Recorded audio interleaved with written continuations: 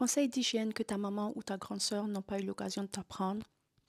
Approche, on discute. Vous voyez ce tonique de Thayers, version non parfumée, je suis à la moitié. Je l'utilise pas pour mon visage, mais je l'utilise pour mes aisselles. Ça aide vraiment à venir nettoyer les aisselles, aider à éviter les odeurs. C'est sans alcool, sans parabènes. Ça va faire une différence, vous allez voir. Toujours pour les aisselles, nos mamans, elles savaient, poudre corporelle, idéalement sans talc. Utilise aussi sous les aisselles et les parties de votre corps qui ont tendance à suer en journée. J'aime beaucoup les poudres corporelles de Lush, mais vous pouvez acheter n'importe quelle poudre corporelle du moment où c'est sans talc. J'ai acheté ce petit pot sur Amazon où je peux transférer la poudre et utiliser cette petite houppette. Attention, ceci ou le tonique d'ailleurs, ce ne sont pas tes déodorants. Donc le tonique, je l'applique avant d'appliquer mon déodorant et la poudre corporelle, je vais l'appliquer après avoir appliqué mon déodorant. Vous pouvez l'appliquer aussi au niveau de votre cou, n'importe où vous voulez avoir un extra quelque chose. Dans la douche, nettoyez bien toutes les crevasses avec le savon, avec votre filet. Ne laisse pas couler de l'eau savonneuse sur les pieds, on les nettoie avec le filet. Et n'utilisez pas de douche vaginale. Tout se nettoie tout seul là-bas. On n'a pas besoin de mettre quelque chose à ce niveau. Ça va se nettoyer tout seul, mais bien sûr,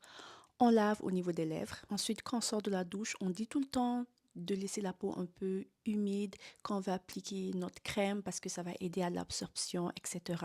Oui, mais pour les parties intimes, vos aisselles et tout ce qui est en bas, il faut nettoyer comme il faut. On ne veut pas d'humidité, on ne veut pas d'eau parce que tout ça, ça va contribuer aux mauvaises odeurs. Alors, tu vois sur ton lit tes couvertures, tes draps, les têtes d'oreiller. Il faut les laver une fois par semaine ou au moins une fois toutes les 2 semaines. Tes sous-vêtements, il faut les changer, pas aux 5 ans, pas aux 2 ans. Dès que tu vois que les fils commencent à se découdre ou que ça commence à se déteindre, il est temps, ma sœur. Il est temps de changer de sous-vêtements. Ensuite, l'hygiène buccale, parce que c'est bien de sentir bon du corps, mais si tu sens pas bon de la bouche, c'est quoi le but? Le rince-bouche, tu peux ne pas l'utiliser tous les jours. Mon dentiste m'a dit que c'est quelque chose qu'on ne devrait pas utiliser tous les jours parce que ça peut venir fragiliser l'émail.